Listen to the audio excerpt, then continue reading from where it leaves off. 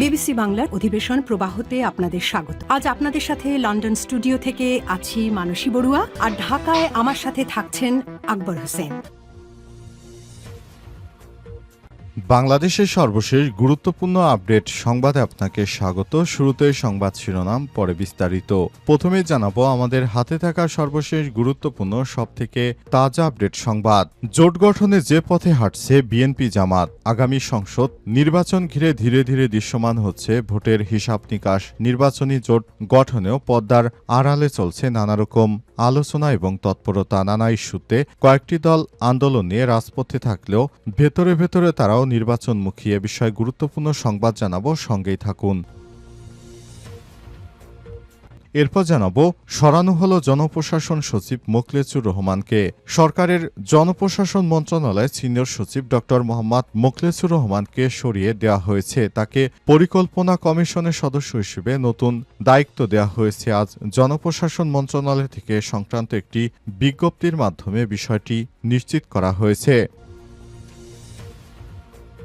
এদিকে সোমবার সকালে সিঙ্গাপুরে যাচ্ছেন গণ অধিকার পরিষদের সভাপতি ডাকসুর সাবেক ভিপি নুরুল হক নূর। ডাক্তারের পরামর্শ অনুযায়ী উন্নত চিকিৎসার জন্য সোমবার 22 সেপ্টেম্বর সিঙ্গাপুরে যাচ্ছেন গণ অধিকার পরিষদের সভাপতি ডাকসুর সাবেক ভিপি নুরুল হক নূর। তার শারীরিক অবস্থা আগের থেকে আরও অবনতি হওয়ার কারণে তাকে বিদেশে চিকিৎসা দেওয়ার বিষয়টি জানানো হয়েছে। এবারে জানাবো অবশেষে নিজের ডিভোর্সের কথা জানিয়ে নিজের অবস্থান স্পষ্ট করলেন ডাক্তার জাহেদ। চলমান রাজনৈতিক সংকটের মধ্যে এবার রুমিন ফারহানার সঙ্গে ডাক্তার জাহেদের বেশ কয়েকটি ঘনিষ্ঠ মুহূর্তের ছবি এআই দিয়ে তৈরি করে বিভিন্ন গণমাধ্যমে ছড়িয়ে দেওয়া হচ্ছে। এসব বিষয় নিয়ে তিনি মুখ খোলার পাশাপাশি নিজের স্ত্রীর সঙ্গে ডিভোর্সের বিষয়টিও জনসম্মুখে জানিয়েছেন।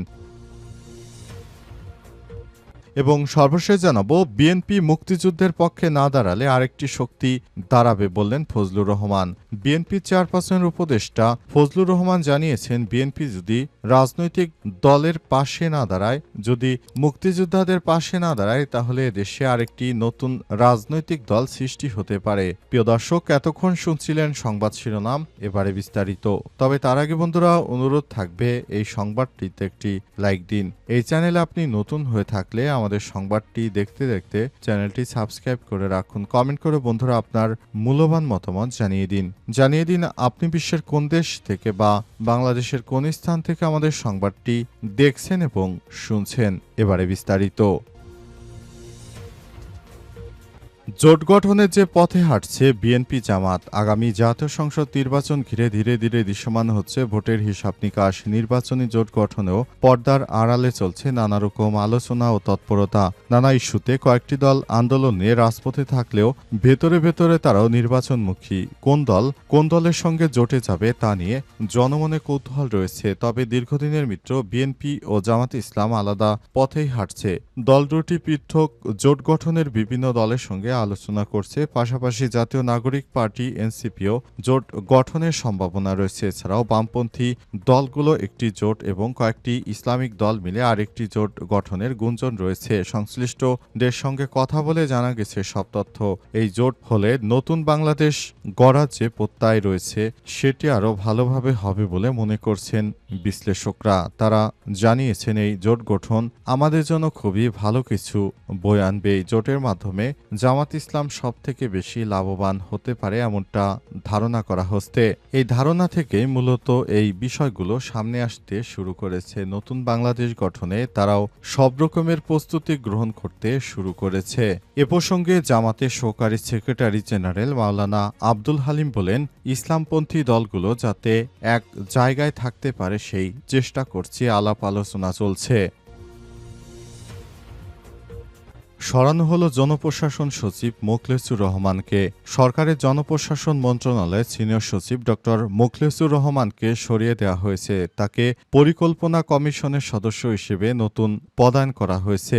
আর জনপ্রশাসন মন্ত্রণালয় থেকে সংক্রান্ত এক প্রজ্ঞাপনে তথ্য জানানো হয়। জনপ্রশাসন মন্ত্রণালয়ের দায়িত্বশীল সূত্র থেকে জানা গেছে, সবকিছু ঠিক থাকলে ক্যারিয়ার প্ল্যানিং ও প্রশিক্ষণ সিপিটি অনুবিভাগের অতিরিক্ত সচিব ড আবু শাহিন মোহাম্মদ আসাদুজ্জামানকে এই পদে দায়িত্ব দেওয়া হতে পারে। গত বছরে ২৮ আগস্ট জনপ্রশাসন মন্ত্রণালয়ের সিনিয়র সচিব হিসেবে ড মোখলেছুর রহমানকে ২ বছরের জন্য চুক্তিভিত্তিক নিয়োগ দেওয়া হয়েছিল। তিনি বাংলাদেশ সিভিল সার্ভিস বিসিএস প্রশাসন ক্যাডার ১৯৯২ সালের রেগুলার একজন কর্মকর্তা এবং অতিরিক্ত সচিব হিসেবে সরকারি চাকরি থেকে অবসরে গেছেন। সরকারি চাকরি আইন ২০১৮-র ৪৯ ধারা অনুযায়ী তাকে নিয়োগ দেওয়া হয়েছিল। মোখলেছুর রহমান আগে চট্টগ্রাম বিভাগের কমিশনার, দুর্নীতি দমন কমিশন সচিব এবং সরকারি কমিশনের সচিব হিসেবে দায়িত্ব পালন করেন। মোখলেছুর রহমান এর আগে জনপ্রশাসন মন্ত্রণালয়ের সিনিয়র সচিব হিসেবে মেজবাউদ্দিন চৌধুরী গত বছর ২৮ আগস্ট সকালে তাকে বিশেষ ভারপ্রাপ্ত কর্মকর্তা ওএসডি করার মাধ্যমে সচিবের দায়িত্ব থেকে সরিয়ে দেওয়া হয়। সোমবার সকালে সিঙ্গাপুর যাচ্ছেন নূর। ডাক্তারের পরামর্শে উন্নত চিকিৎসার জন্য সিঙ্গাপুরে পাঠানো হচ্ছে বিপি নুরুল হক নূরকে। এর আগে তিনি জাতীয় পার্টির কার্যক্রম নিষিদ্ধের দাবিতে কার্যালয়ের সামনে অবস্থান করাকালীন প্রশাসনের কর্মকর্তাদের হাতে তিনি মারধরের অসুস্থ হয়ে পড়েন। অবশেষে গণঅধিকার পরিষদের সভাপতি ডাকসুর সাবেক ভিপি নুরুল হক নূরকে সরকারি অর্থায়নে তাকে সিঙ্গাপুরে নেওয়া হচ্ছে। তার উন্নত চিকিৎসার প্রয়োজন, তিনি খুবই অসুস্থ, তার অবস্থা খুব খারাপ হয়েছে, জন্য তাকে উন্নত চিকিৎসার জন্য সিঙ্গাপুরে নেওয়া হচ্ছে। তিনি এতদিন ধরে ঢাকা মেডিকেল কলেজ হাসপাতালে চিকিৎসা নিয়েছেন। তার শারীরিক অবস্থা আগের থেকে কিছুটা স্বাভাবিক হলে তাকে উন্নত চিকিৎসার জন্য সিঙ্গাপুরে নেয়ার কথা জানানো হয়েছে। তবে গণঅধিকার পরিষদের পক্ষ থেকে বলা হয়েছিল বিপিন নুরুল হক নূরকে যেন দ্রুত সময়ের মধ্যে বিদেশে উন্নত চিকিৎসা দেয়া হয়।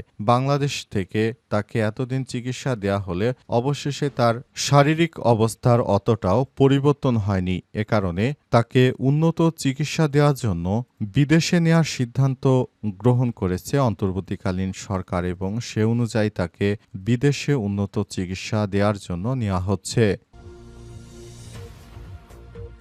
অবশেষে ডিভোর্সের কথা জানিয়ে নিজের অবস্থান স্পষ্ট করলেন ডাক্তার জাহেদ। চলমান রাজনৈতিক আবহের মধ্যেই নিজের দাম্পত্য বিষয়ের টালমাটাল পরিস্থিতি বিরাজ করছে বলে জানিয়েছেন ডাক্তার জাহেদ। তিনি বর্তমান বিভিন্ন টক শোতে বিএনপির পক্ষে বিভিন্ন বক্তব্য ও বিবৃতি দিয়ে থাকেন। অবস্থায় সোশ্যাল মিডিয়া ফেসবুকে রুমিন ফারহানার সঙ্গে ডাক্তার জাহেদের এআই দিয়ে তৈরি বিভিন্ন ছবি রোমান্টিক কাপলের মতো ভাইরাল করা হচ্ছে। অনেকেই তার বিষয়ে নানা ইতিবাচক ও নেতিবাচক কমেন্ট করছেন। এরই ভিড়ে এবার তিনি নিজের বিষয় অবস্থান স্পষ্ট করে একটি সুস্পষ্ট বার্তা দিয়েছেন ডাক্তার জাহেদ। আজ তিনি নিজের ভেরিফাইড ফেসবুক পেজের মাধ্যমে একটি পোস্টে বিষয়টি নিশ্চিত করেন। তিনি লিখেছেন, আমার স্ত্রী আনা নাসরিন সাম্প্রতিক সময়ে আমাকে জড়িয়ে যেসব কথা বলেছেন এবং এটা নিয়ে অনেকেই যেসব স্পেকুলেশন করছেন সেসব নিয়ে আত্মপক্ষ সমর্থন করে সামাজিক যোগাযোগ মাধ্যমে কোনো বক্তব্য দেব না। আমি ব্যক্তিগত বিষয় নিয়ে সামাজিক যোগাযোগ মাধ্যমে কথা বলার চর্চাকে আমি অরুচিকর বলে মনে করি। ডাক্তার জাহেদ বলেন, আমাকে কেউ কোনোভাবে ব্ল্যাকমেইল করে কিছু করাচ্ছে বা বলাচ্ছে এমন নয়, যার মাধ্যমে অ্যাক্টিভিজম প্রশ্নবিদ্ধ করার চেষ্টা আনা হতে পারে। গত ১৭ সেপ্টেম্বর স্ত্রীকে ডিভোর্সের নোটিশ পাঠিয়েছেন জানিয়ে এই রাজনৈতিক বিশ্লেষক বিষয়টি সম্প্রতি উদ্ভূত পরিস্থিতির কারণে নয়, দীর্ঘদিন আগে থেকে এমন পরিস্থিতির মধ্যে ছিলেন বলে জানিয়েছেন তিনি তার স্ত্রীর সঙ্গে সুখে ছিলেন না, এ কারণে তাকে ডিভোর্স দিয়েছেন। এটি তাদের ব্যক্তিগত ব্যাপার।